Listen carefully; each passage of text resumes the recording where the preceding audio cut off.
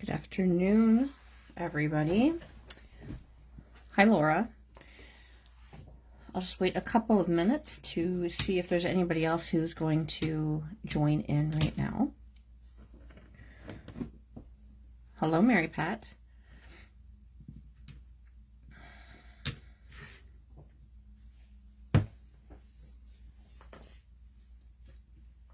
I feel like I'm jumping in very late to all the fun of the retreat just because I had to work all weekend. So I kind of snagged one of the last couple of spots for classes just because I came off work this morning and figured I should sleep for a couple of hours to make sure that I was somewhat functional before joining everybody. But I've caught like little snippets here and there. I had popped on, I think I managed to catch a little bit of Danielle's video the other day, but I'm sorry I haven't been around to chat and participate a little bit more, but I'm sure you've all had a great time. I've seen some of the pictures and stuff posted, and some great projects. This design team is amazing. And I think you guys just did bingo a little bit ago with Kim. I did kind of catch a couple minutes of that after I woke up and was getting ready. I didn't chime in, but I watched for a few minutes. So hopefully you've all had a wonderful creative weekend. I think I'm the second last class. I'm pretty sure I saw that Patty is after me for a class. I could be wrong, but I know that the schedule is up there. So we are going to watercolor today, and hopefully everybody was able to take a look at the file that I had posted so that you were able to cut your supplies ahead of time, and also to prep. There wasn't a whole lot of prep, but a little bit of prep work to do. So we're going to make this card here. I absolutely love this paper collection. It is so beautiful. It's right up my alley with all the just the muted tones and so pretty. So we also had this beautiful floral stamp set with the retreat that you got, and I couldn't resist inking one of those images up. So I decided to go with the tulips, and I just kept with the two of them. I thought about clustering them, but with it being kind of a smaller card and I wanted to showcase some of the papers as well, I thought we'll just stick with the two of them. But I know at least one of our other designers kind of bunched them together, I think, and it's such a nice stamp set. So in the file, I had listed all the different papers and the sizes to cut. And one of the things that I had asked that you could do ahead of time was to ink up the edges of all the different papers in our marvelous mocha ink. You could do another ink as well. I always like the brown because it kind of gives it that vintage antique look that I really love. So I've already done it, but hopefully you have too. The size of my watercolor paper here, 2.5 by 2.5, and I used our Totally Taupe ink. Now I got to thinking later, using one of our really light pinks may have been a good option too, just because of the pink, like the soft pinky peach that we're going to paint the tulips. It may have just blended it out a little bit better, because here on my finished image you can sort of see the inked outline a little bit. That's okay. I worked with that, but we could have maybe gone with a lighter ink there too. Good afternoon, Florence. Oh my gosh, I can't talk. I haven't had enough coffee yet, guys. I made a pot about an hour ago, and I got a little bit into me, so I have one sitting beside me. But good to see you, Florence. So like I said, I had mentioned Totally Taupe ink. If you haven't inked it up yet, you could try another color, but this one works good. Usually that is my go-to for our no lines technique. And I wanted to do that just because the papers are so soft. I wanted to not go with black ink on this one. Also, our sentiment from the set, which is right here, I'm just going to leave that there for a second, is from this set as well, and that was stamped in the marvelous mocha ink. So we're going to set that aside for a minute, and one of the things that I had asked you to do in the prep work for our card was to, here, let me pull this back in here for a second. You'll see on the finished one, we've got this nice border around the watercolored image. And so that we achieve with using some masking tape around the edges. I say masking tape, but really you want to use like a painter's tape or a washi tape. So we're going to go ahead and do that here. I had a really nice roll of like a purple washi. It was like a 3M product, I think, or Scotch or something.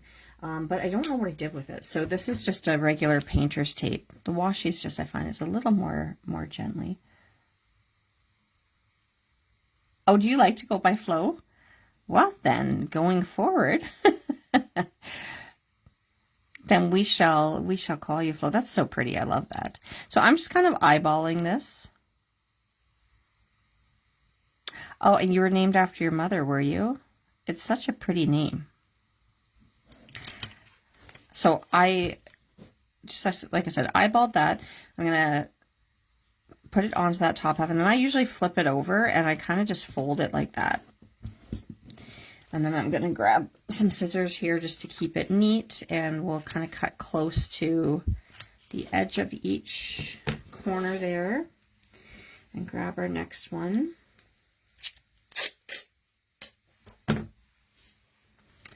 And again, just kind of eyeballing, so try to get approximately the same spacing with your tape. I know this isn't terribly exciting, but I thought, well, I'll include it just in case anybody wasn't sure how to do that.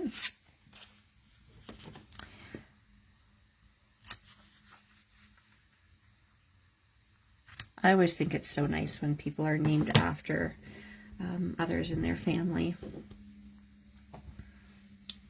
That didn't really happen so much in my, well, my dad's side, I'm not so sure. I wasn't as close with most of my dad's side of the family. I only really know a few of them, but with my mom's side, it didn't really happen much. My one aunt, who actually sadly passed away a couple of years ago, she was the middle child out of the siblings. When she was born, I guess there was some question as to whether she was actually going to survive. She was quite sick when she was born, and so they hadn't picked a name out ahead of time for her. And my grandmother's name was Patricia. So, because they wanted to quickly pick a name for her, she was named the same as her mom, exactly the same, Patricia Josephine, which I think rolls so nicely off the tongue there. But my grandmother always went by Pat, and my aunt went by Patty. So other than that, I don't really think that there's been much in the way of repeating names like that in our family. But I think it's such a nice tradition. Okay, so we've got our piece of watercolor paper all ready to go here. I had given you guys the list of colors that I used, but I also said to not worry about having those exact colors, just because, or even same brands, because I don't ever want you guys to feel like you have to go out and dump a ton of money and, oh, we're going to use this paint and that paint, because the paints that the paints I do use, like there's certain brands and it gets expensive. So, as always, use what you have on hand. But the one color I found really helpful, and I mentioned in the directions, in achieving these really soft pastel mixes, was buff titanium. So what I did when I was trying to mix up my colors, I had pulled my paper in beside here, and I used just a scrap piece of watercolor paper, and I worked at trying to get blends that matched up with, like, say here, the blue on the butterfly and the greens, and then I didn't leave a whole lot of those peachy colors in this, like because this paper had such a beautiful gradient of the butterflies, but because I was doing a smaller card, you didn't see much of the peach. You kind of get the transition in these butterflies here, but we did pull the peach in with the tulips and with the enamel dots. So I wanted to, I think I had used one of the other pieces of paper just to hold that up to. So what I need to try to do is match these colors that I made here. So I'm just going to read comments here. My one brother was named after my dad, and my other brother's second name was a family name. Oh, that's so nice. Oh, is it Mary Patricia? Ah, thank you, Wendy. That's so nice. That's so nice. My husband, he was adopted. He was 3 when he was adopted, and his middle name when he was adopted was Andrew. And so what they did, because he was going to be taking on the last name of Holtz, which came, of course, from his dad's side, they wanted to pull, like, his adoptive dad's side. And so then they wanted to pull something in from his mom's adopted side, too. So he actually has 2 middle names because they gave him the second middle name Thomas, because that was his adoptive mom's dad's name. So he's Dean Andrew Thomas Holt. So it kind of gave him a little bit from all sides there. So so we will start by mixing some of our colors up here. So maybe what I'll do, and I didn't clean my palette here, guys, but the first thing I want to do is mix some of the blue, and I'm going to want to mix up enough that I've got for that. Now, it's not a very big background.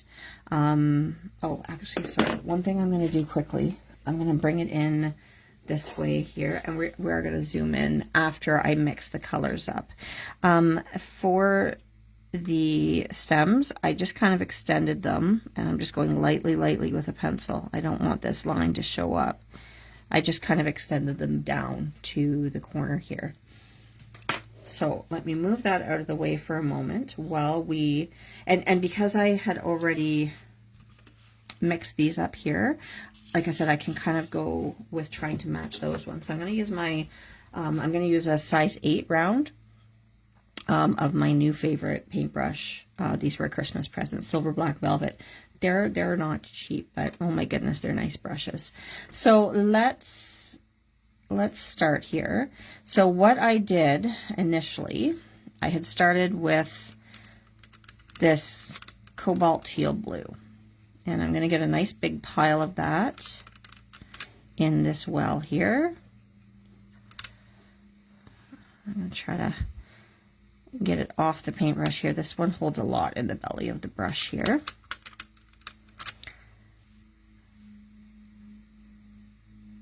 So nice big puddle of this teal blue.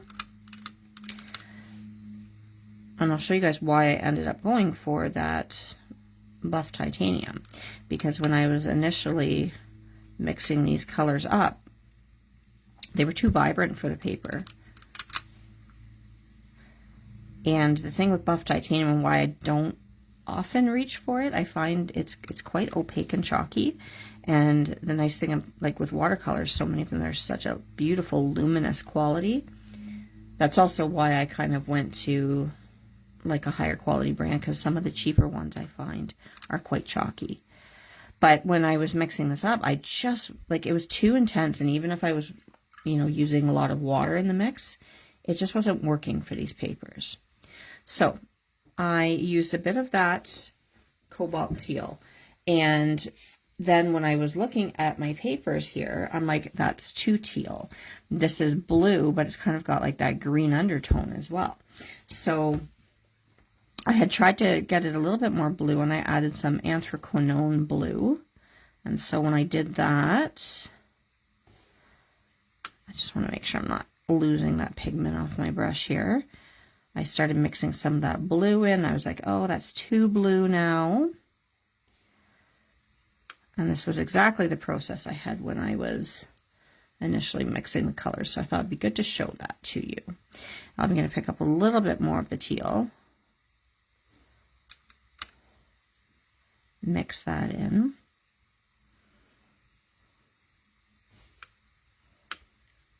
And that was going to be way too intense. So I think I may even have thought, well, let me green it down a little bit. And so I picked up a little bit of my undersea green, and I mixed that in there, and that still wasn't doing it, because like I said, the color was just, it was just too intense. So then I was kind of stumped for a bit. So then I reached for this buff titanium, and it is, like I said, going to make your colors a wiggling around on me. I know this is off the screen a little bit, but I reached for this buff titanium and I started mixing that into it. Because like with pastel colors, typically, like you're thinking, oh, we're putting a lot of white into the mix. And I don't have white, like I have white gouache, but I didn't want to do that. So I started to mix some of this buff titanium in, and I was like, you know what, that is working. Now when I'm looking at this, I feel like it's probably still a little too teal. So I'm going to grab a little bit more of that blue in there. And mix that up. And we're getting there with it. So then we'll grab a little bit more buff titanium. Mix that in there. And I feel like that's getting pretty close to where I had it. Maybe just a touch more blue.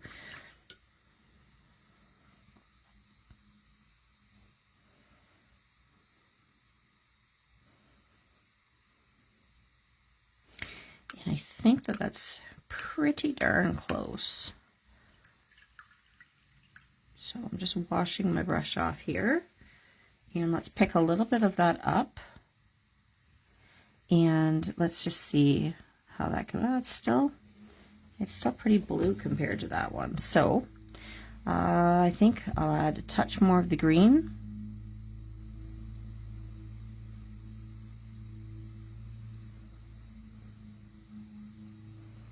And more of the buff titanium. Like I said, I'm just kind of using this card to go by because those were exactly the colors that I ended up mixing. So if we pick up a little bit again now.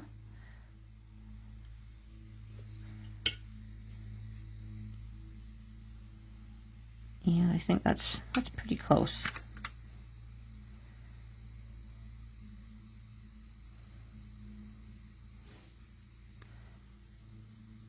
It's still pulling a little teal.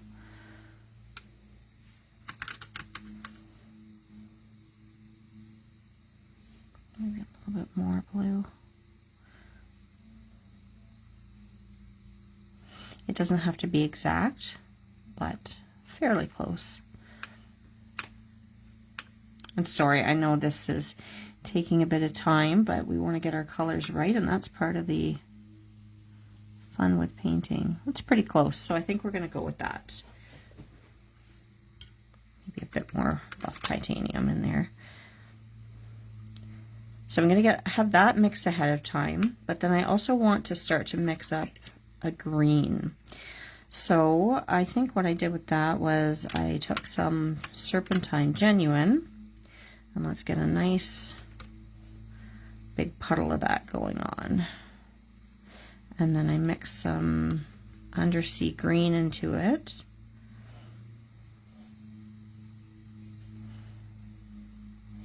And I don't need as big of a puddle to start because I'm just going to mix a bit of this in with the sky. Now, just to make sure the colors are all coherent with each other, I'm going to pick up a little bit of that blue that we had mixed in the other pan. Put that into there. And grab some buff titanium.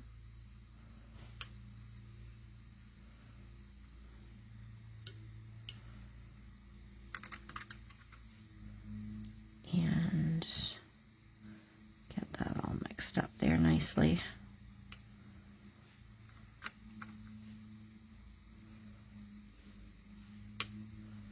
And that's probably going to be fairly close to what we had mixed there too. Yeah, that's pretty good.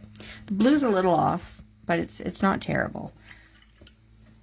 I think that I'll just mix some more buff titanium into it just to dull it down a little bit more there. I think I just have it a little bit more teal than my previous mix. Okay, so I think we're going to just start with those two colors. So I'm going to move this out of the way. We're going to pull our image in, and we're going to get started on painting that nice soft background. And I'll zoom in here. Okay, so Where did I put it? Over here. Okay, I'm going to zoom us in. That's probably too close. Zoom back out a little bit. And I'm going to leave my reference just off so that I can kind of, actually let me move it over here, just so that I can go for the same look. So the first thing we're going to do is a wet in wet background. So I'm going to pick up some of my clean water, and I'm going to apply water everywhere except on the image itself. Okay, and we'll probably have to go over this a couple times, but I'm just going right up to the edge of my stamped image. If you've watercolored with me before, this wet on wet technique is going to give us a really soft blend to achieve that background look. Because with watercolor, where your paper's wet is where your color is going to flow, and where it stops here, which for us is right up against this inked image, that is the boundary. So it's going to stop flowing right there where that dry paper is. I mean, if I was to put a paintbrush with pigment right on there, obviously it's going to go there, but this beautiful soft blend that watercolors are so well known for, and you can get these lovely loose backgrounds, we want that soft blend. And so, like I said, we're going to achieve that. I've got a little hair there. We're going to achieve that with our wet on wet technique. So right up against the edges. I always used to use Princeton Neptune brushes, which I really liked because they were a very good option, that good quality brush, but they didn't break the bank. And I thought they came to a really nice point, but of course a lot of the watercolor artists that I follow were always using these silver black velvet brushes, and I'm like, oh man, they're so expensive. You know, I don't know that I want to take that plunge, and I hadn't really seen them in person because none of the art stores that I had visited carried them. But then at Christmas, I know my husband was trying to look for some ideas, and so I mentioned to our daughter, because I knew he was going to ask her, and I sent her the link, and I said, if Dad's asking, I said, this is kind of something I've wanted for a while. And so I got some Christmas morning. And sorry, I guess I'm pulling that a little too close to me. I'm going to move the camera just a bit. There we go. And then I won't be as likely to go off screen. But anyways, so sure enough, he did. And he said, Ainsley, do you have any ideas for what your mother might like? And so she sent him the link, and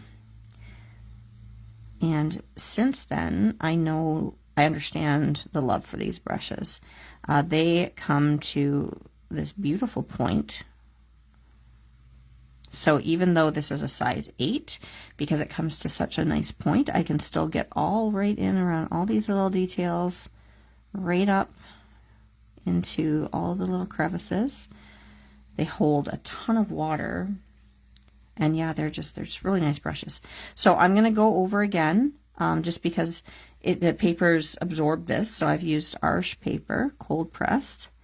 And when I do this technique, I always tell people that you want your paper to be wet, but not any pooling water on it.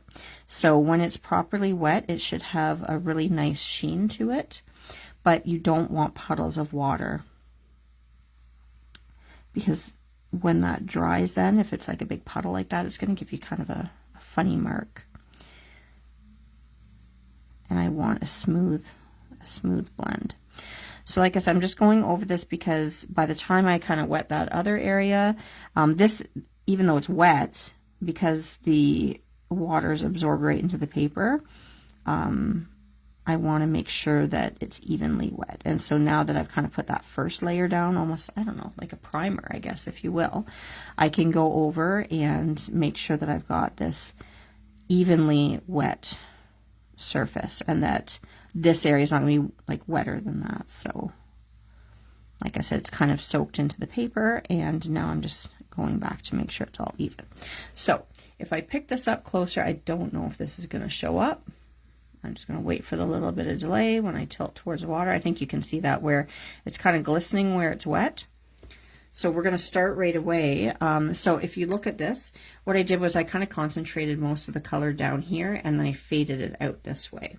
So we're going to do that same technique, and I'm going to pick up some of that blue there. And we're just going to start to kind of dab it in.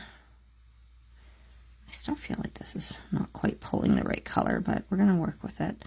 Sometimes it's hard to mix the exact same color, and I didn't want the whole thing to be me just, sorry, I got to make sure I'm staying on frame here, guys. Just me mixing color, even though that is fun to play with that. We've got to actually get painting at some point too, right? So, and we'll go right in here, and you can see how that color is starting to kind of like bloom out here.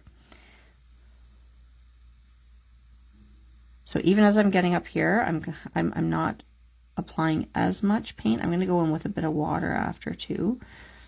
And kind of as I get up here, I'm not really applying much at all.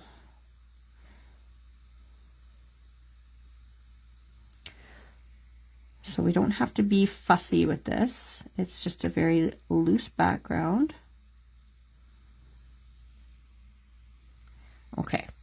I'm going to go rinse off my brush and just go in with a clean damp brush, and I'm just going to soften this a little bit.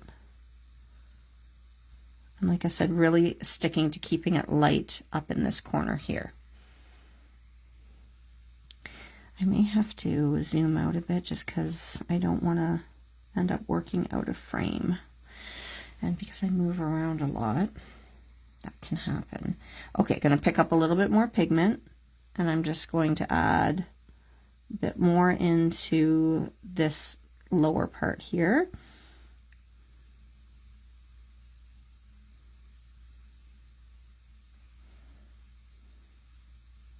Just a couple little dabs, and that'll soften out because that paper is wet. Just a couple tiny little dots here, just so there's just a hint of pigment out towards that area, and just a bit more in here. Now while that's wet, I'm going to pick up some of that green, and I'm going to start to dab some of the green just down in this area. And the reason I'm doing that is, I mean, it's obviously not going to look like there's leaves and stuff in there because I'm being very loose, but I just want to give the hint of maybe some other foliage down there.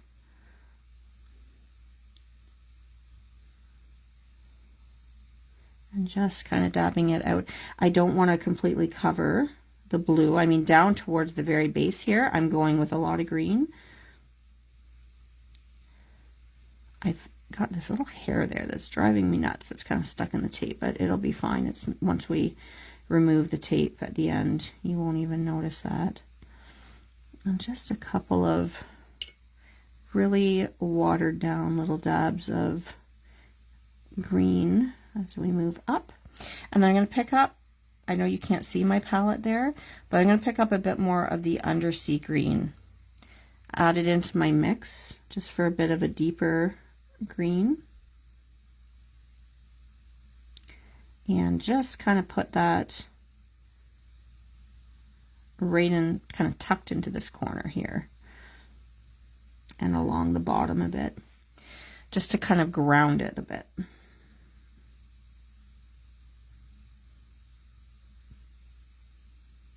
Just a couple random dots here and there. I'm not going to put the green too far out this way.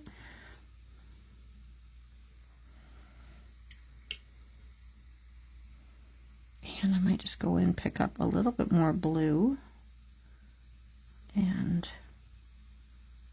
just because my paper's starting to dry a little bit, it's not blooming quite as easily. So this will just kind of be a little bit more defined in some of the spots with the blue. It won't dilute as much on the paper. And actually almost out of that blue that I mixed up, so I thought that I had more on my palette than I actually did. I'm not going to fuss with this too much more. On those spots that I just put down, you can tell the paper's drying quite a bit there. So I'm going to go in with just a clean damp brush just to soften this a little bit, and I'm just kind of dabbing, and really that's all we're going to do for the background. I might just dab a little bit into this green and this bit of blue that I put down here just to soften, lift a little bit out. And I think that that's what we're just going to let that dry. I'm going to turn my light down a little bit. Let me just see, because nope, that's too much. I just find it's really glaring on the paper. That might be not enough. Sorry, just playing with my light. Because the paper is wet, you're kind of getting like that burst of flashback almost there. But once it dries down, especially with that buff titanium in there, it will be quite matte and take on more of that look there. So we have to let that dry because when I go to work with these adjacent colors, I don't want them to pick up any of the blue or the green. Sorry, I'm just going to soften that a little bit in there too. It's a little too harsh.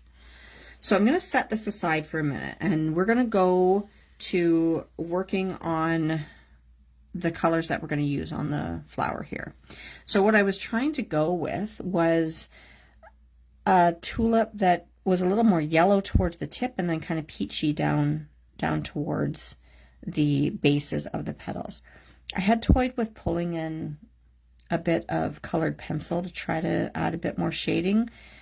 I might get brave and we might try that, just because I didn't want to go really dark, say with like a neutral tint in the petals, just because I didn't want to ruin that nice soft look. So I didn't want to go and add like a gray or anything like that in there.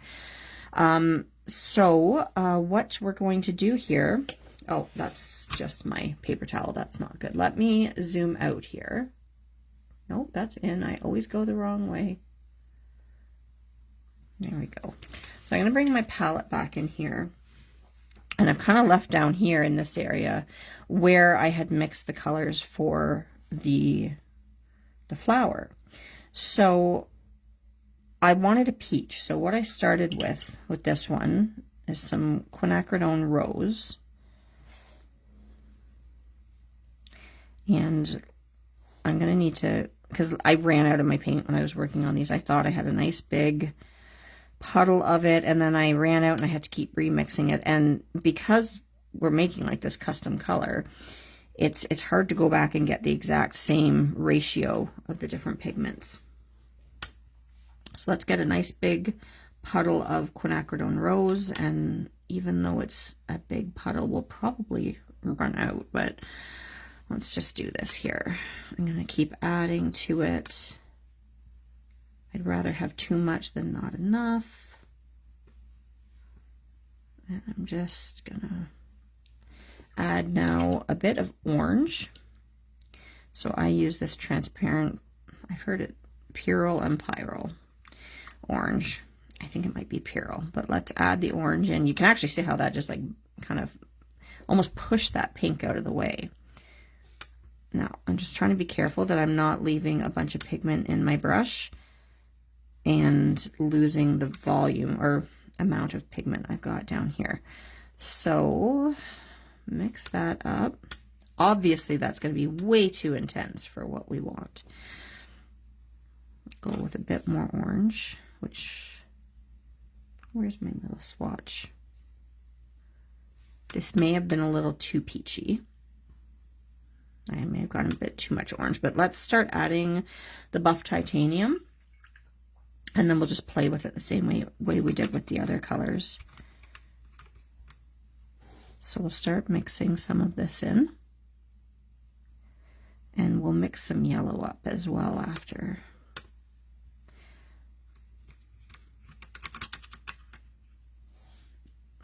I will clean that out. People are probably like, oh my gosh, look at that buff titanium is now all stained in there, but that's okay. It's watercolor, so that'll lift right out again. It's actually still quite pink.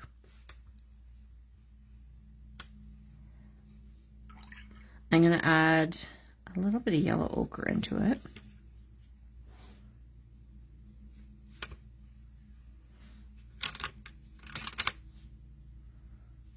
And I'm just basically playing until I get the right blend. I'm going to go with a bit more orange. I think that's so fun. Like, look at how that just chases that away. It might be, this is a different type of paint. It's by a brand called Core, this orange. And it has a different binder in it than, because I think these other ones are probably gum arabic. The M Graham has honey in it as well, which is why it never quite fully sets in the pans. But I forget what it's called for this Core paint. I don't really use a lot of it, but I had bought like a little sample pack. And yeah, it's a different type of binder in it, so it acts a little differently. I'll need to look that up again. But I just think it's kind of fun when you go to mix those together. So we're starting to get there, get a little bit more peachy. It's just more of the buff titanium.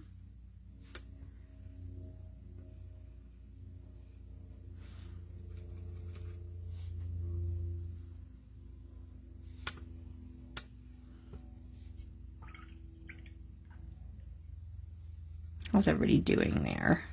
Is anybody painting along, or are we watching first and going to paint after? Sometimes that's easier. I know that people can feel the pressure. Oh, I got to keep up. I got to keep up. But we don't ever want anybody to feel that way. And that's one of the benefits of the way we do our retreats, because you can go back and watch the replays after and pause and just work at your own pace. So we're still a little pinkier, I think, than what I want. So let's go with a bit more yellow ochre. See what that does for us.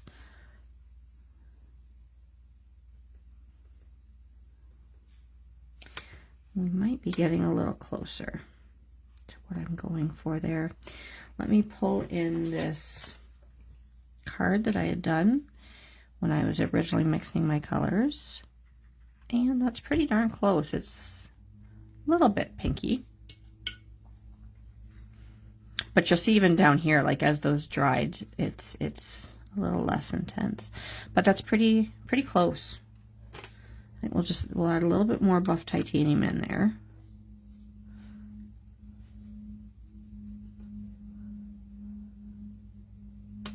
And I think we're probably going to go with it, even if it's not identical. That's okay. Now I do want to mix up a bit of the yellow that I'm going to use, and I've kind of used all these wells right now, so I don't fully want to get rid of the green. So maybe what I'll do, just let me grab an extra little plate here. 1 second. Hopefully I can find one that doesn't have a bunch of paint in. Ah, good. So I'm just going to bring in just this little plastic, it's not plastic, porcelain plate here. And I'm going to put in some yellow ochre. And we'll get a fairly big puddle of that. Watching while cutting paper. Have you all finished some of your projects already, or are they ones that you're going to continue to work on this week? I think like I said, I've seen some posted. I've got to go in and take a look and play some catch up. I hate when I end up working on our retreat weekends, because I just want to spend the weekend with you guys, hanging out and having fun. And let's get some buff titanium.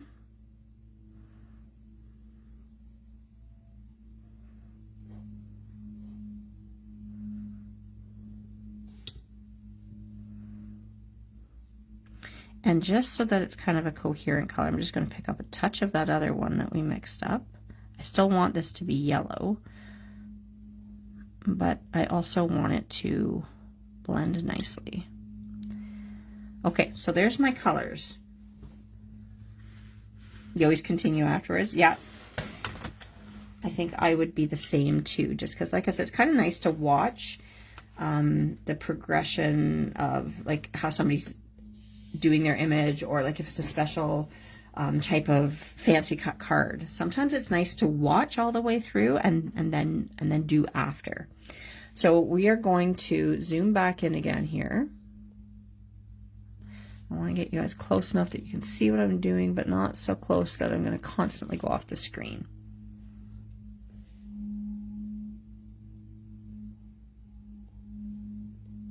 Maybe we'll go about there. Sorry, that's annoying.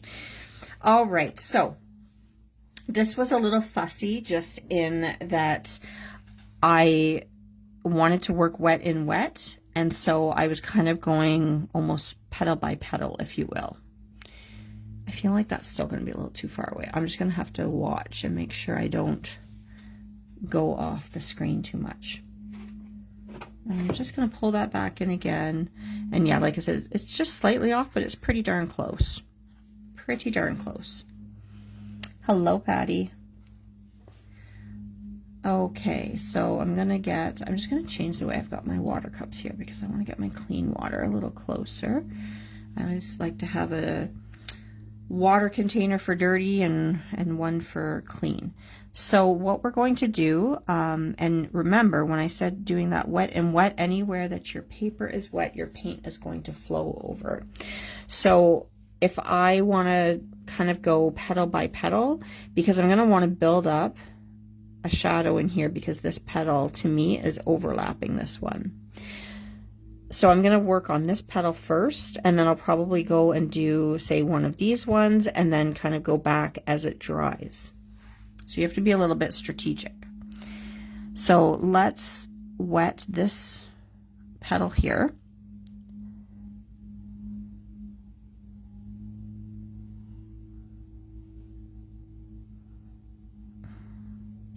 I always struggle when I'm doing these videos because I always work really close to my paper. So I've always got my head bent down so close to my paper, and I can't do that when I'm doing a video. So, oh, I've got to move over a little bit. I wondered what happened to you, Kim. I was paranoid about that because having just come off work this morning, like I always set 2 alarms, but I was afraid I was going to fall back asleep. And I don't like to, like when I get off my set, I don't like to sleep too late because I feel like I'm wasting part of one of my days off. But I was really worried because I knew I was tired. It's been a busy week at work that I was like, oh my gosh, what if I fall back asleep and I miss my video? So Kim did that for us instead. I feel like I was saying something right before that and I forget what it was now. So we're going to carefully wet this petal here. And don't worry, Kim, I kind of ran things a little bit for you while you were sleeping. Okay, so we're going to pick up some of that yellowy mixture, and we're going to start by dropping that in. And this, I'm just looking at it, it's probably going to be a little bit, it's going to turn a little different than our other one. Oh, I know what I was saying, because I work with my head so close to the paper. I kind of struggle when we're doing videos because like the camera's right there and I can't get my head in. And then between having the light to try to make sure you guys can see what I'm doing, and then the stand for the phone, and I'm just like, I feel like I'm so far away from my paper. So because this is wet, I'm going to allow the paints to kind of do the work. So I'm going to pick up some of that peachy pink color that we mixed, and I'm going to start to drop that in at the bottom here and bring that up towards that yellow. I've got that little hair here. I don't know where they're coming from. I'm trying to get it off. There we go. So I'm concentrating most of the pigment at the base of the petal. And bringing it up and letting those 2 colors mix just themselves on the paper. Once it dries a little bit, because it's going to dry quite muted, I'm going to go back and I'm going to add a little bit more of the color, like just to, again, because I use the Totally Taupe and it's not quite hiding that. So we'll add a little bit more texture. So I'm going to leave that to dry. Like, actually, no, I lied. I'm going to put just a little bit more pigment in the bottom there and let it, there we go. Okay, let's wet our, why does what scare you? What are you scared of? Let's do this one here. So there's a bit of pigment left on my paintbrush here, so you can see where I'm putting the water because it's not fully clean, but that's okay. That I ran things, you shouldn't be scared.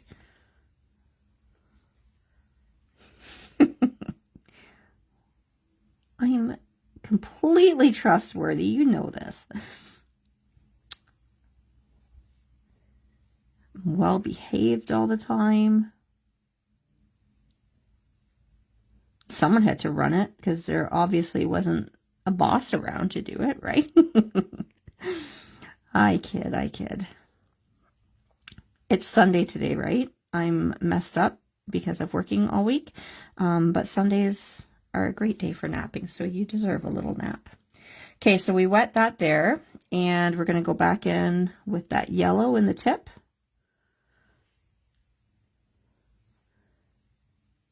Drop that in there and work it down kind of about halfway, maybe a little more than halfway. Yeah, I would say maybe about 2/3 or so. Pick up some of that pinky peach color and drop it in the base.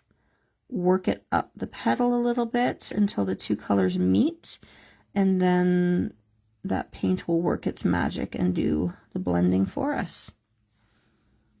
I'm going to drop just a bit more in here. Like I said, just come up the edges a little bit. Now you can already see where this one has dried and how soft and pretty that is.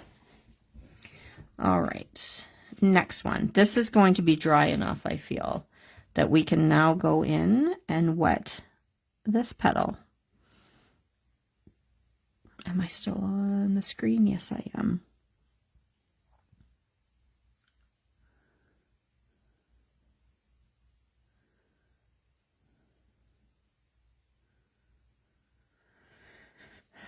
And I'm so close to the microphone. I feel you guys are probably just listening to me breathe here. I'm going to turn this for a sec, just because I can't quite see how close I am to the edge of the petal.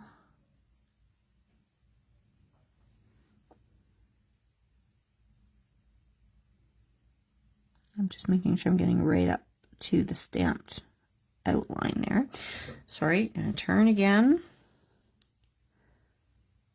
And get right up to that painted edge. Okay, and then the same thing. I think I'm going to run out of this yellow. I might need to mix up a bit more, even though I thought I had enough. We'll see though. So like I said, yellow kind of down about 2/3 of the way. And then pick up some of the peach and concentrate the most amount of pigment at the base, and we'll just draw it up a little bit here, and then like I said, let the two do their thing.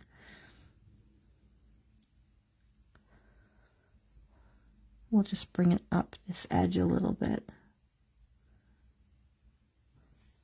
I don't want to add too much just because I don't want it to totally overrun this yellow tip. And like I said, we're going to go back in and add a bit of texture once it's dry. But I do want it to do just a little bit more blending along this one. There we go. How's everybody doing? Are we good? Questions, comments, concerns? We're going to move on to this petal and we'll wet this one.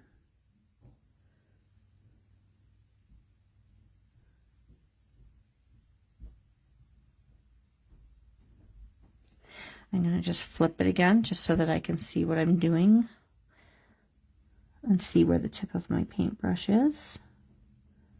Make sure I'm getting right up to the edge of the image so that it meets that background.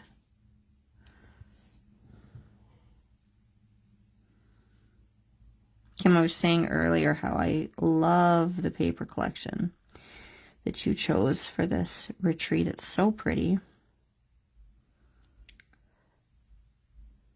It's probably one of my favorites, I think, of the retreat supplies that we've done. Oh, thanks, Patty. You're doing quite well, Mary Pat. Very good.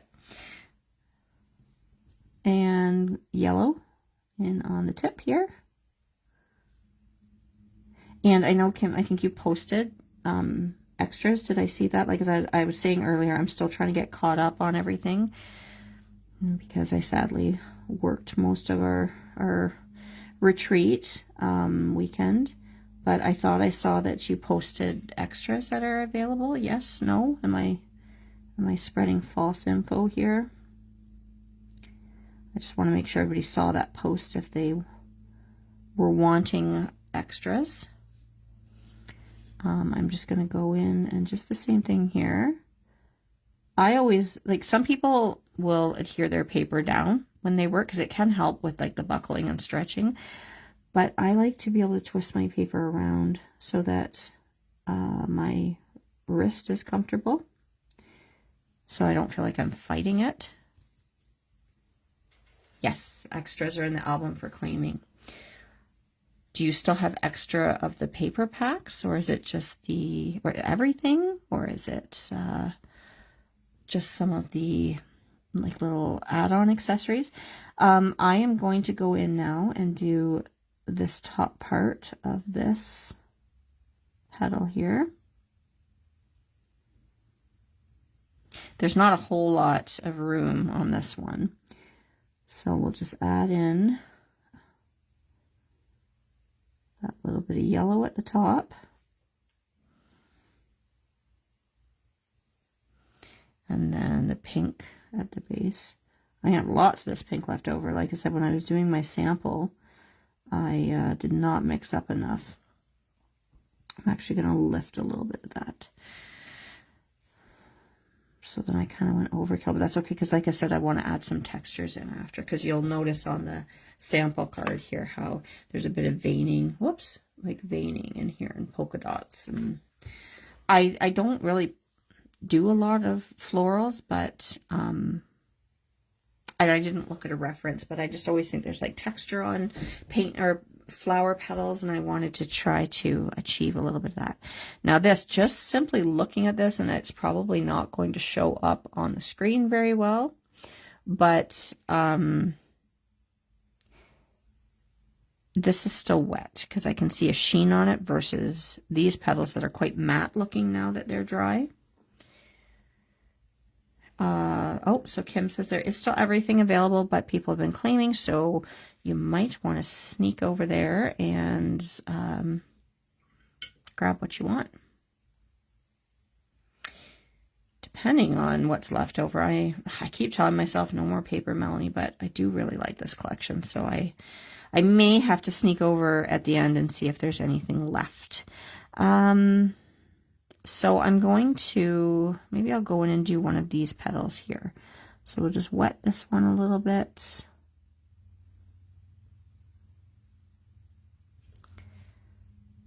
Get a little bit of the yellow for the tip of it. And the peach at the base.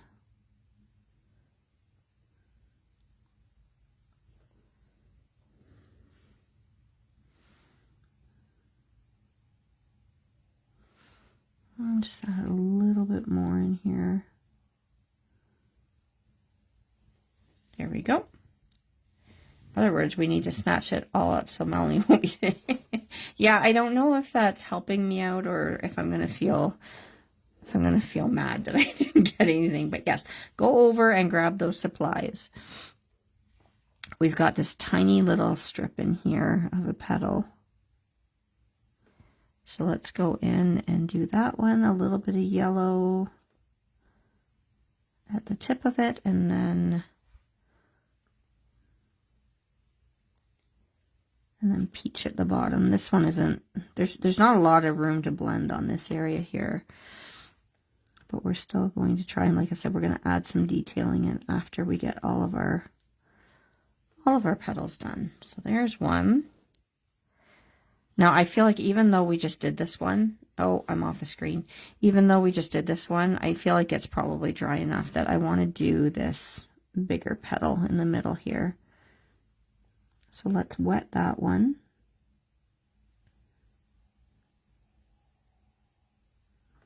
Again, make sure it's not pooling. You just want your paper wet, but not to the point where there's a puddle of water on there. Let's get that yellow on. Bring it about 2/3 of the way down. Make sure it's right up against that next petal there. And then pick up your peach.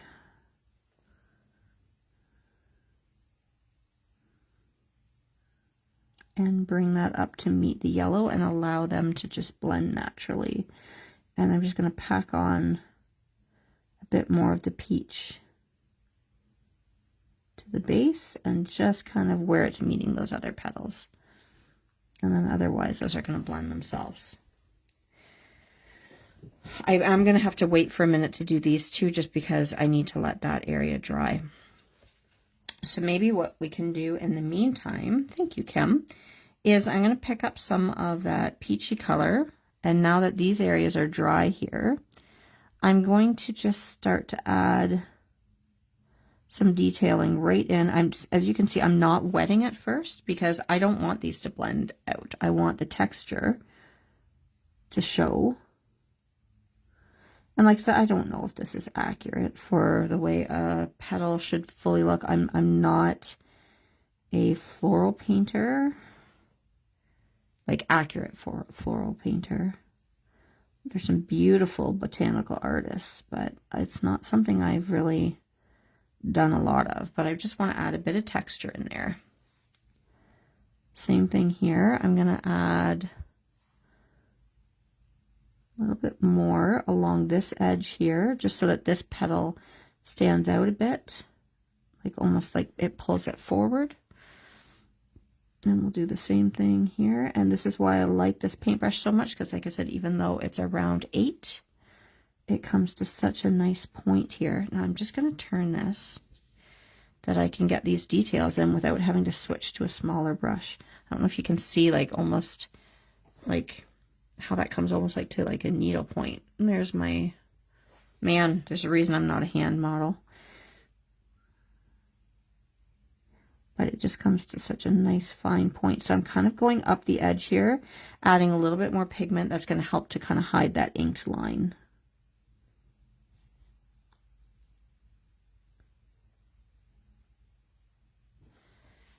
Okay, and we're going to do the same in the middle here.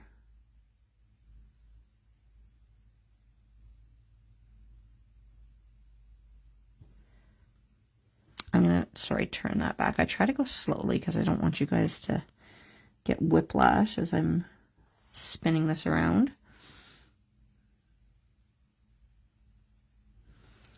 And then I'm going to take kind of a little bit more of a watered down mix of that. So I have a very kind of soft dilute look. And I'm just going to add just a couple of random, nope, I need it to be a little bit more watery than that.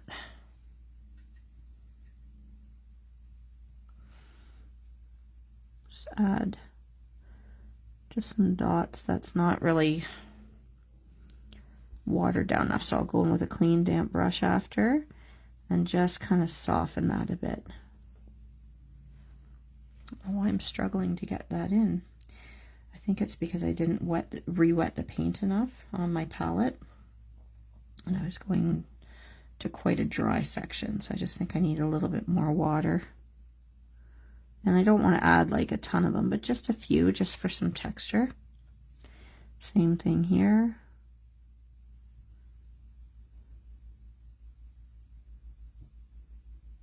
just randomly on there.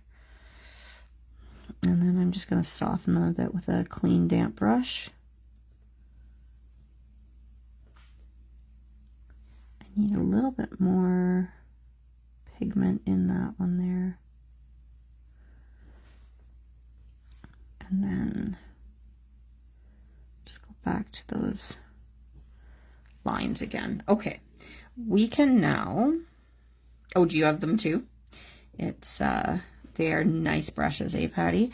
So let's go and we'll do these petals here. We'll do this one first. Sorry, gotta flip that around a bit. My paper's buckling a little bit, but once I glue that down, you're not ever going to really see that. Okay, yellow first, onto the tip of it.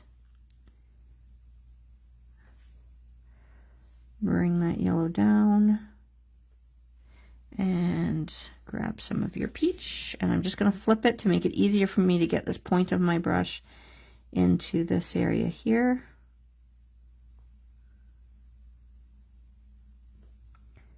And then allow that to dry, and then we'll come back in and do that final one once this is dry. But what we can do in the meantime is start to add some of that texture into this petal here. So again, I'm just kind of bringing the color up, that peachy color up. I don't want to like fully outline it, but I do just want to disguise the inked edge there, or inked line, inked image. I can't talk. All right, so let's do the same thing here.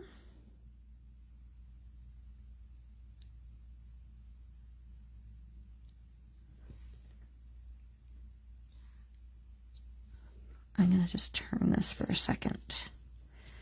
I always say turn your image to however your hand feels most comfortable. It's the same with markers too. Like if you're doing this technique with markers, like say when you're working on hair, some people feel more comfortable flicking away and some people feel more comfortable flicking towards. And that's basically what we're doing here.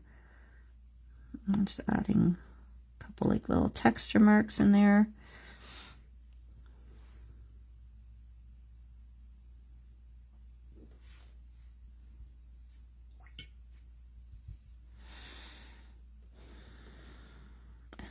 Dabbing that one a little bit because that was a little too dark. There we go. We'll let that dry. We can actually come in and get this area too already, because we're working wet on dry instead of wet in wet. These areas are all dry, so again the pigment is not going to spread beyond where you put it on the paper. You can probably even get this one here.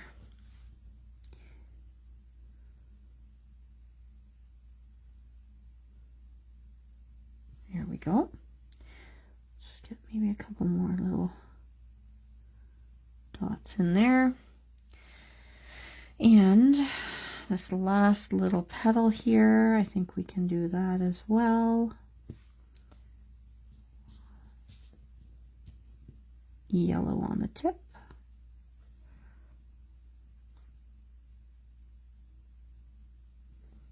And pink at the base, or peach rather.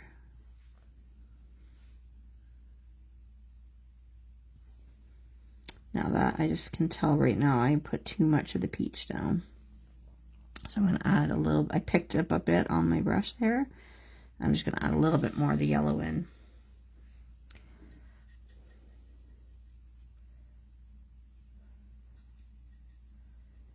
Just going to add a couple little blotches there, and then let's get some more texture into this petal here. I'm not going to add too much there just because they're little ones. I'm going to have to wait obviously for this to dry because we just put the paint on that one.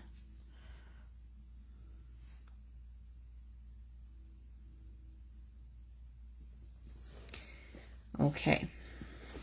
I'm going to just go in with a clean, damp brush and just, I mean, this is going to be dry already, but I just want to go back over this a little bit just to soften it a bit. They're a little too harsh on those petals. There we go. So while we wait for that to dry, like I said, I'm going to have to add a little bit more to that one, but that can wait a few minutes. I'm going to go back to my paint palette here, and I'm going to mix up a darker green for the stems. So let's go back to that undersea green here, and let me zoom out.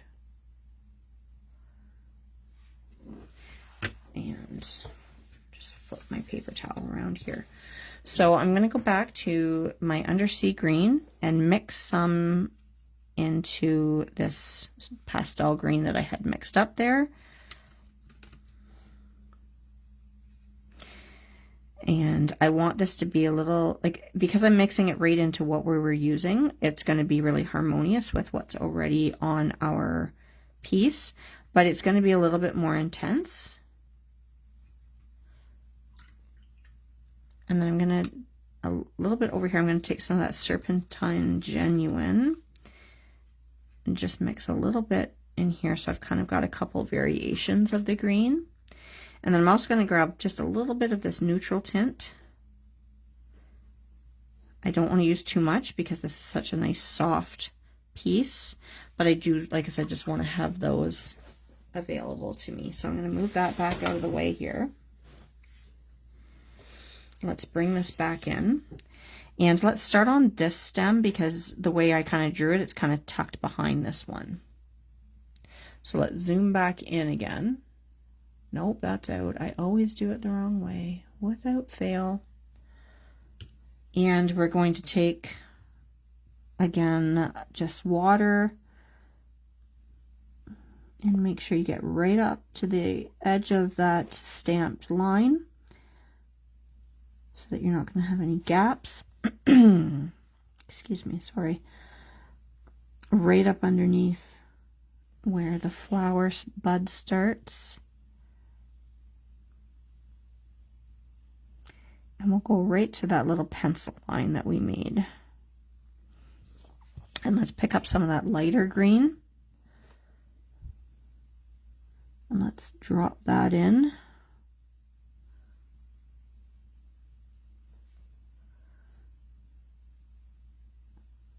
And like I said, because we mix it into the green we had here, it does work together. We're going to pick up some darker green.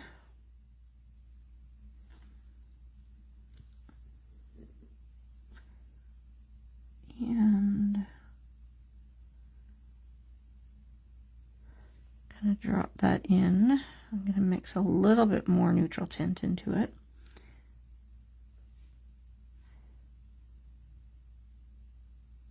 There we go.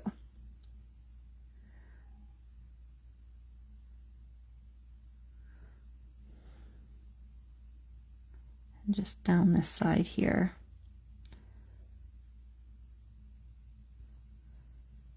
And then I'm just going to dry my brush off a little bit, clean my brush off.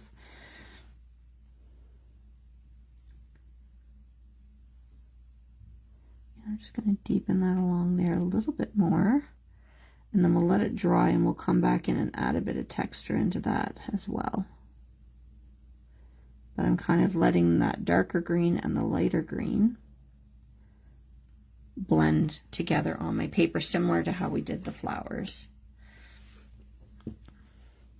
While that's drying, let's just add a little bit of that detail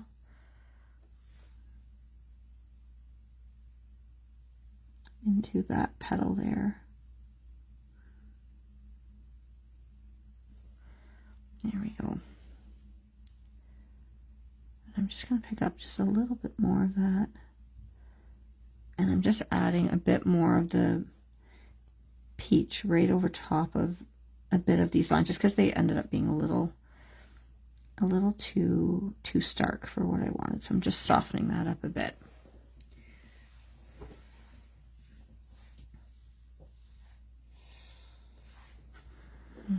That's probably dry enough because I didn't saturate it too much, that we can go right in and we'll work on this stem.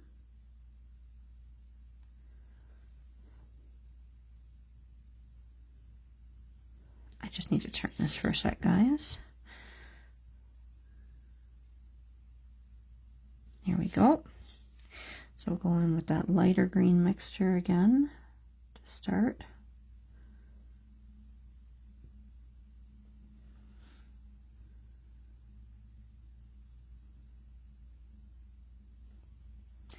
And we'll pick up some of the darker, put it at the base.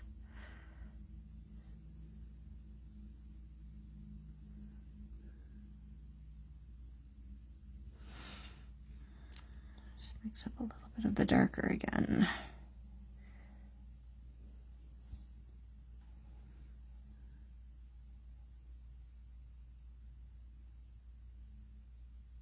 Oh, I gotta be careful. I forgot I just wet that. See, this is where you gotta be mindful what's wet, because I just put that paint there. That green was gonna pick up and start to pull through there. And I definitely don't want that to happen.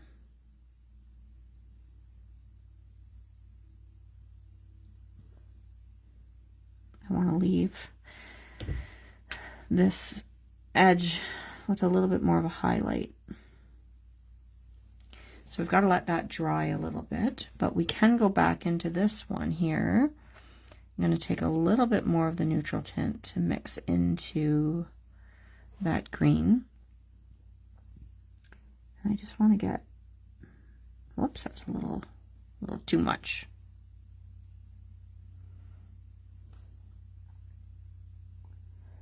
Just deepen that shadow right underneath where the petals start.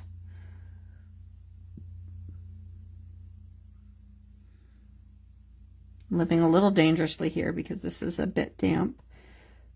I don't want those to spread together. I'm just adding a little bit of texture into that stem. And then we'll do the same thing on this one.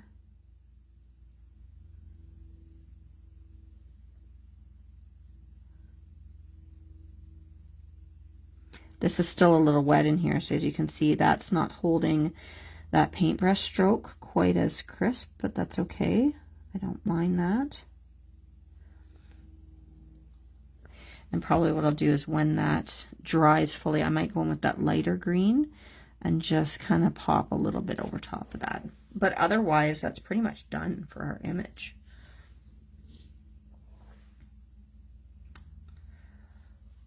So I'm going to zoom back out and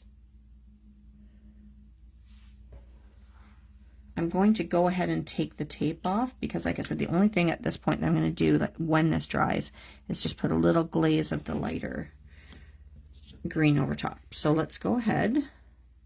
Yeah, I poured myself some coffee before we started, but I haven't actually taken a sip of it since we started yet. I only started like my first cup about half an hour before we started.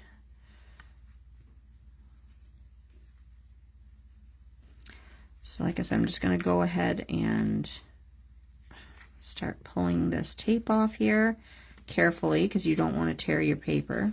Sorry, normally this lets go a little better. Okay, there's that. Let's get this edge up. Now I had already, before I taped this, I should have mentioned it. Doesn't matter because you could do it after as well. I had already sponged around, like I hit the edges with that Marvelous Mocha ink. I might hit it with just a little bit more in a couple spots.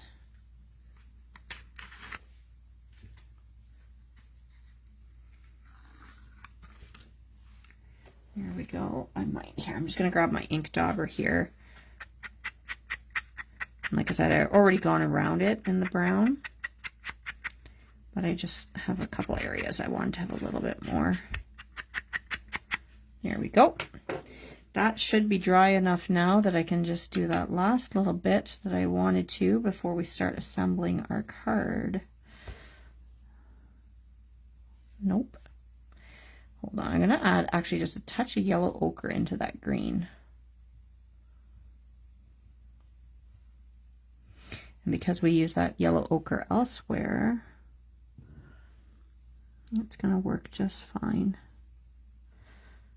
And this is just going to kind of make these stems glow a little bit more. I don't think I did this on my other one, but we're doing it here. There, that's, I'm calling that done for the painting. So let me just stick my paint palette away. I just need to quickly put all my little paint cubes back in the right spot, and then we'll move this out of our way and we'll get to assembling.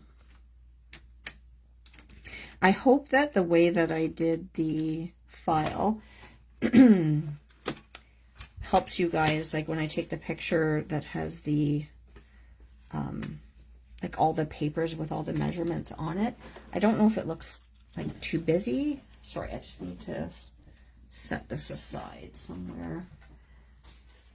I don't know if it's too busy of a picture, but in my mind, it makes it easier for you guys to kind of identify all the different sizes, and they're all labeled. So as always, let me know if that file works for you guys, or if you would prefer to see it done a different way. I'm just making sure that I'm dry here. Okay, so let's pull our finished one back in. So I went with a bit of a different fold. I haven't done this one before. Now, oh gosh, I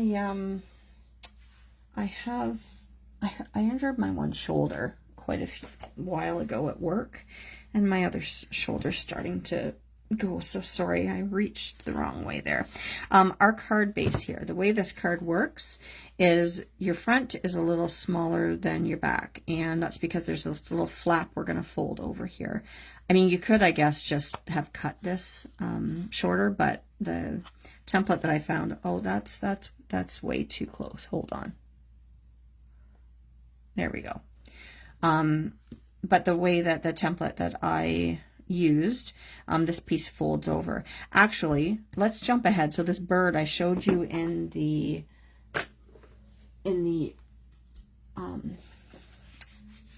document that I made, we have this beautiful gold bird in your supplies for your kit. And sorry, I'm just leaning over here. So we've got this really beautiful gold bird. I decided to not use the gold side. You can if you want to, but when you flip it over, because it's embossed, I guess technically you would call this the debossed side. I don't know. Is that a word? Am I right in that? Hello, Danielle. And thank you, Wendy.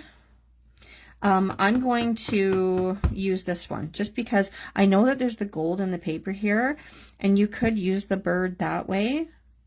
But I kind of liked the muted look of the bird, and that way the only gold was the flowers. Totally your choice. If you like the bird this way, go ahead and use the bird that way. I'm going to use it this way. So I'm going to take that sponge, or like your ink applicator, and I'm going to take our Marvelous Mocha ink, and I'm just going to go right over top of the bird here. And because of that debossing, it's going to pick that texture up really nicely. And then I'll just go around the edges just to make it a little darker around the edges. And again, like I said in the document for the prep work, this is completely up to you. This is your card and you do what you like with it. I just liked this look a little bit better for my personal preference. And I just thought it was kind of an interesting way to use the supplies, but to kind of have a different look. So again, that will be how it will look on the inside of your card if you're going to use this technique that I did, or it will be like that if you want to use it the other way around. Yeah, it kind of does look like a wood embellishment, doesn't it? So totally your choice. I'm going to use it that way, but I'm going to set that aside. So this card here, your card base, and I haven't actually I am losing words right now. What am I trying to say? I scored my lines ahead of time, but I haven't folded my cards. So I'm going to grab my bone folder here. And this card base here, when we did the, and it's not really going to show because I'm doing this video in this mode here, but you should have that score mark at 1 1/4 inches and then another one at 5 1/2. So I'm going to go ahead and do that folding now. So I'm going to do, first of all, we're going to do the 5 1/2 mark, which is going to be a half, like half the card here. So I'm just going to go ahead and use my bone folder. Okay, so right now our card is that perfect, what is that, A2? Is that what it is, A2 size? We've got that there, but then we're going to take this little piece, which is at that 1 1/4 mark, and you're going to fold that in. And again, you could have just cut this off. I just left it on.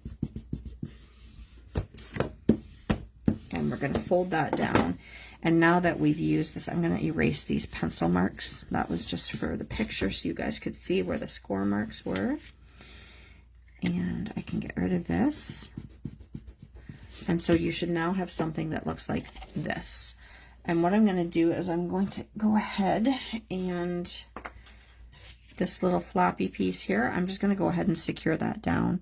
You can use double-sided tape. I'm going to use my glue. And we're just going to get that adhered right down. So I'm going to fold that over here and I'm going to stick it down.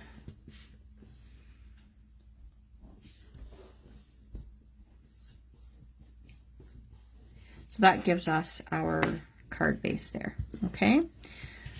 Where's that bone folder? How does anybody else do that? You just completely lose things. Oh, it's right in front of my face. I'm just going to go over this a couple more times here just to get a nice sharp crease. Okay, so let's start with assembling the front of our card here. I'm just waiting for the catch up here. I am going to actually, pardon the movement, but I'm going to, I was going to try to move my camera up a little bit here. Oh, sorry. I was going to try to, this doesn't want to loosen up. I just feel like you need to be a little further away. Sorry about all the movement there, but that way we can have a little bit more room to work. I wanted to be nice and close for the painting part, but for this assembling part, we need to be a little further away. So we're going to start with assembling this front part of our card. So you are going to need,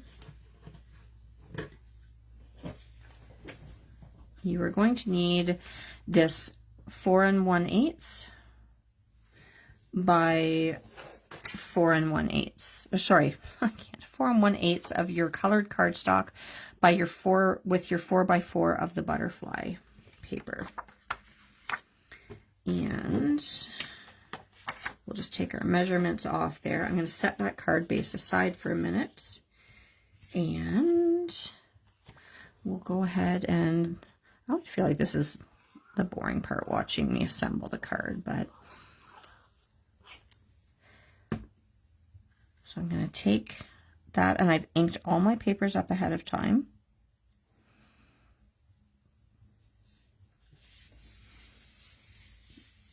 So we'll go like that. And then I'm going to go ahead and just stick that right onto our card front.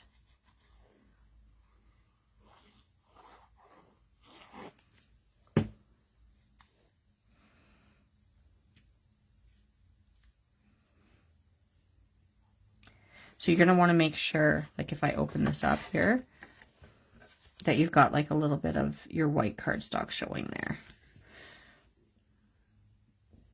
Okay, so that is on the front of our card.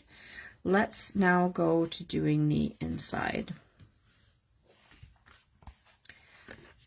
So for this one, let me just see here. Sorry, 1 second. You've got 2 strips of this green paper, which are very similar in size. But this one here, the 4 by 1 and the 4 1/8 by 1 1/8 cardstock, that is going to go on this little bit that we folded over here. This 4 and 1 1/8 is going to go on this part. Okay, so I'm just going to leave those measurements there so you can see exactly which one you're using here.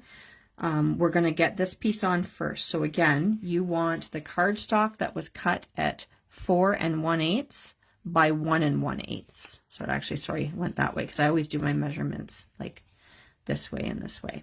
So 4 1/8 by 1 1/8, and we'll just stick that there for a minute. And the green piece of paper is the 4 by 1. Don't confuse it with this one over here. Let me see if that is picking up when I move that over. Okay, so again, 4 1/8 by 1 1/8 and 4 by 1. So we're gonna adhere that down.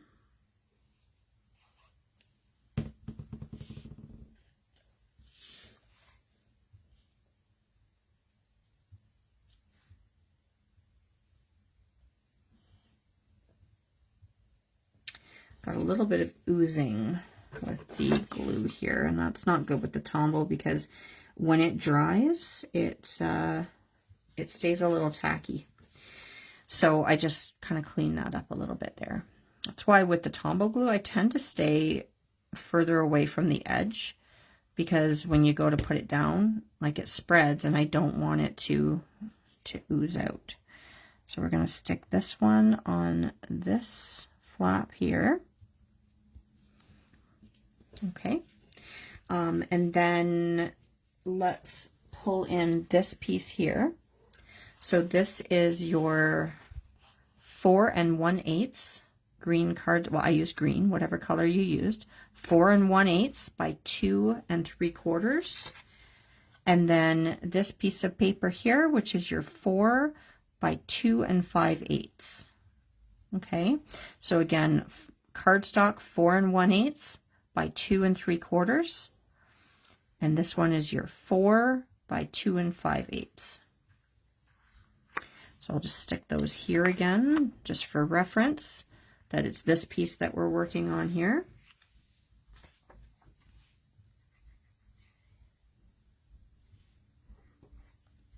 Okay, and we'll stick this down here.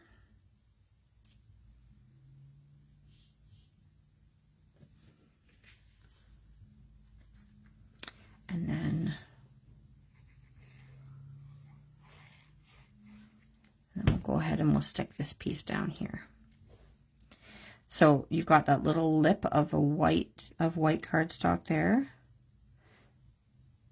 And just kind of center that right on there.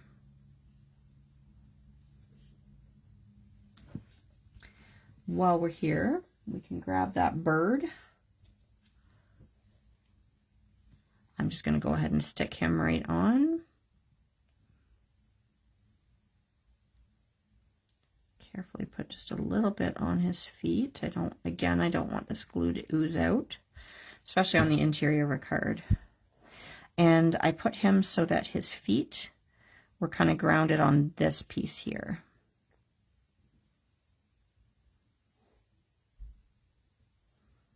Okay, so that's that part done. We're going to move this over a little bit, and for this larger flat piece here, I know, me too, Kim, we need 3 pieces for this here. So what you need is the green cardstock, or again, whatever color you used, the 4 1/8 by 5 3/8. And then on top of that, we're going to use the wood grain with the gold flowers, 4 by 4, which is going to fit right here. And then your 4 by 1 1/8 of the green paper. Okay, so just to go over that once more, colored cardstock is 4 1/8 by 5 3/8. And then over top, we're going to use this pattern paper that you cut 4 by 4. And this is the other green strip.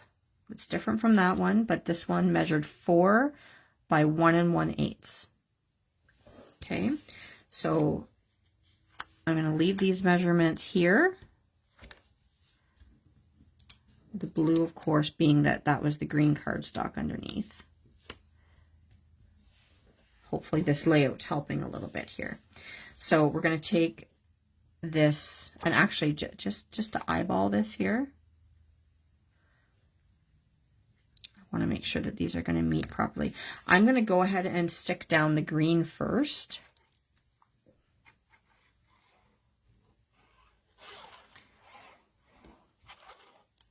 So we're going to go ahead and put this right on to that part of your card. And I'm going to stick this piece on in a minute. So let's just set this aside for a minute. What I want to do, I want to close this flap here. And I'm going to put this one on first, just because I want to make sure that I'm leaving, let me point with my scissors, a little bit of this green cardstock showing when this is closed. I don't want it to be butted up right against there. I want to make sure that it looks like this paper is fully matted by this green one when that front is closed. So let's add that on first. Oh, I should also say one thing I didn't do on the front.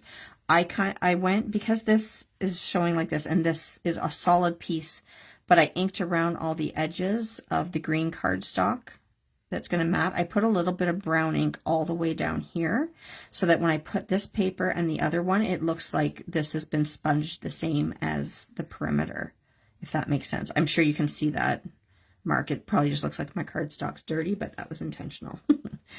So let's close that again, and we'll place this one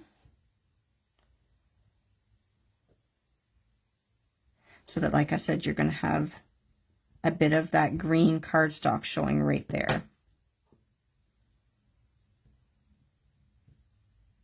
Okay, and then I'm just going to make sure here that I don't have to do any trimming when I place that there.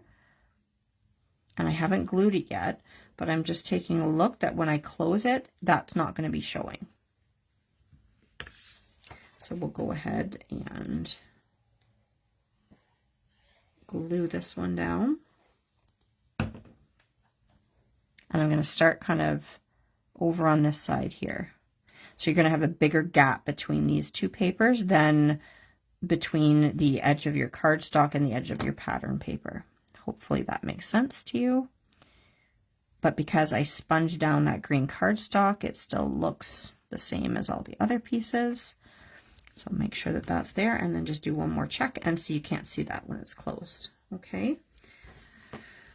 We have a little bit more decorating to do on the inside here. We're going to use this green, I guess, greeny blue flourish. We're going to use that on this piece here.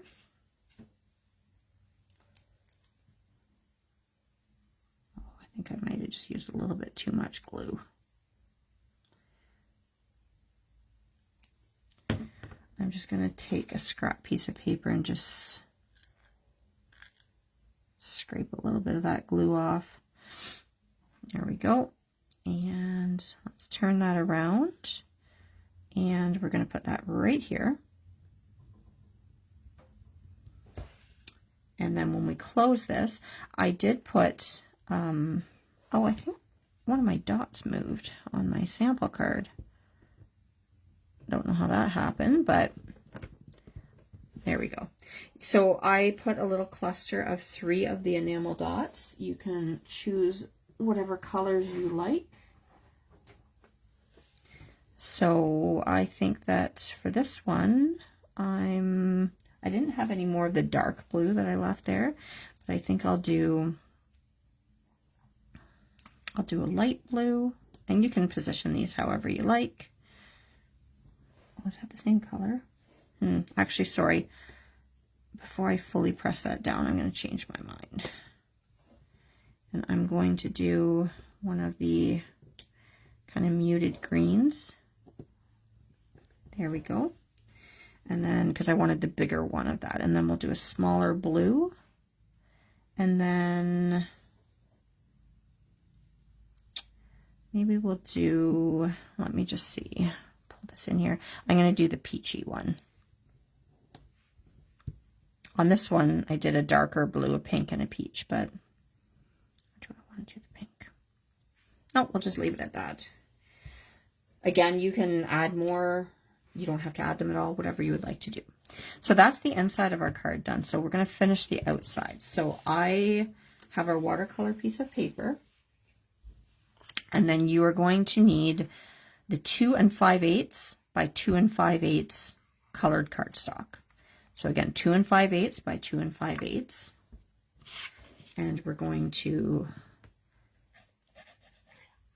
stick this down. Now, the watercolor paper, because it's warped a little bit with the amount of water we've put on, I'm going to add more glue to this than I have to the other ones because I want to make sure every area of it sticks,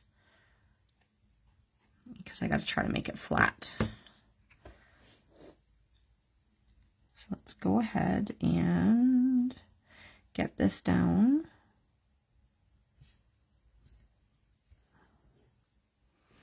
I'm just going to hold this for an extra couple seconds while it adheres in all the different areas.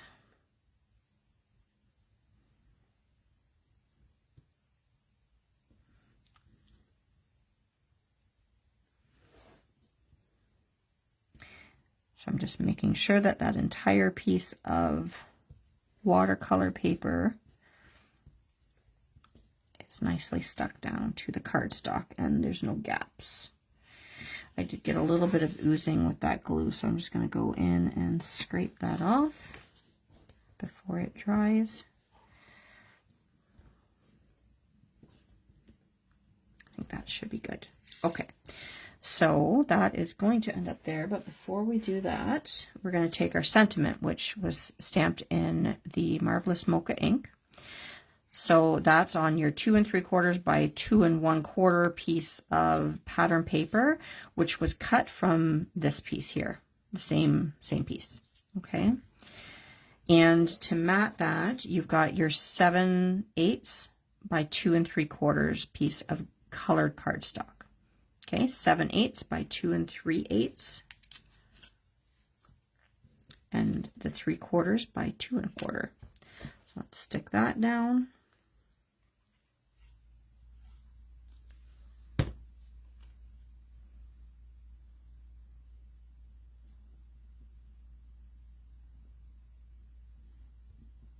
Okay, and then let's place this.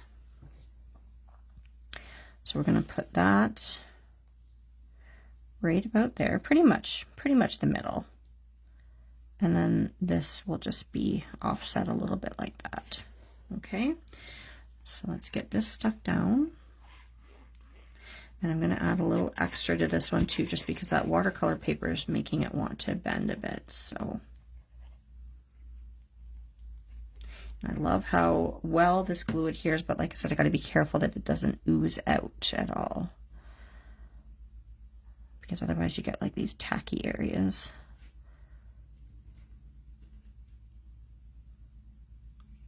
Because you can kind of almost use that, like, say, as a repositionable glue, I guess. Like if you wanted to let it kind of set on something, and then you could use it as a repositionable thing to tack it down. So again, just because of that watercolor paper wanting to pull because of the warping from the water, I'm just making sure that that nicely adheres down.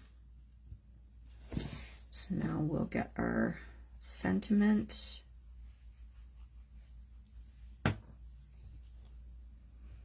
We'll put that about, here's where I got fussy.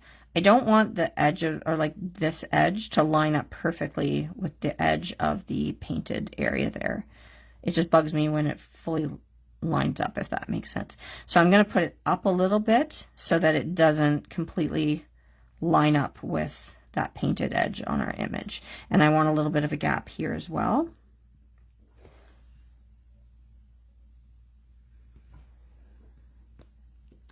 We'll put that here. And then I love these embellishments, these wooden buttons. So I am going to, oh yeah, and I guess I had a couple of dots on this side too. So we're going to do that, and I'm going to add this one here, and I'm going to grab this little blue one to put here. But just, I know that they're on adhesive foam here, but I like to just make sure it's going to stick. So I like to add a little bit of glue onto that. And I'll stick that right about there. Same thing with this one.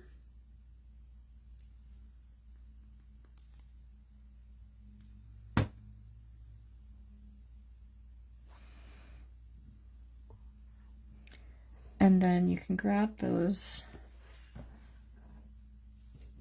enamel dots back again.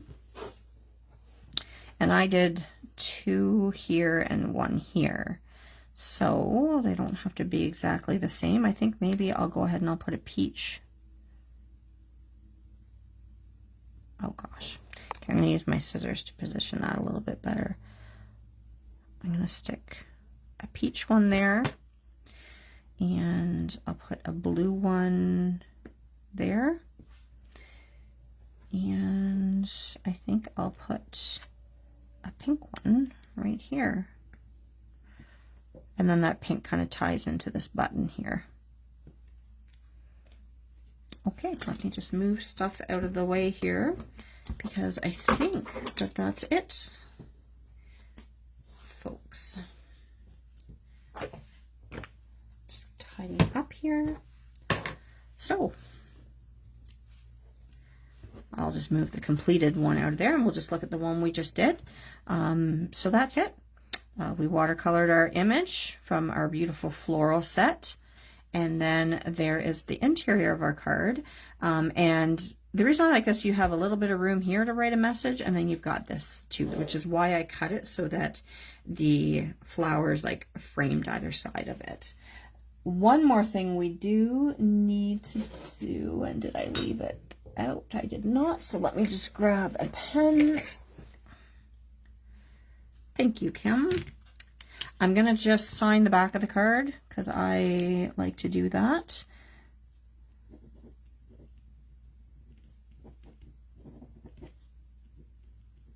And I always put the year that I made the card as well. And there you go. And the nice thing about this is it fits nicely into, remind me, A2, is that what size this is? Into those envelopes so that you can send it that way. But yeah, it's just a little something different, kind of with this peekaboo area, using that floral set and then our beautiful papers that Kim picked out, these vintage papers. So I hope you enjoyed that. If you have any questions, post and tag me in comments.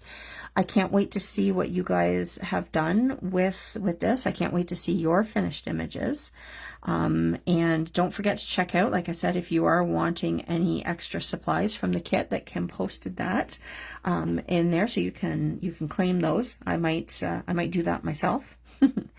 Thank you so much for joining me. I believe that Patty's up, oh gosh, in 15 minutes. Is that right, Patty? I left you guys 15 minutes to go grab some coffee and to go to the bathroom and then be back to join Patty. I think that's our final class. Is that right? So, oh, thank you so much. Thank you. Oh, I'm glad you had a good time, everybody, and enjoy the last little bit of this weekend, and make sure you post your finished creations. Everybody, I think, has created an album for each class, so don't forget to add them in there. Okay. Thanks again, everybody, and have a great rest of your Sunday. Bye.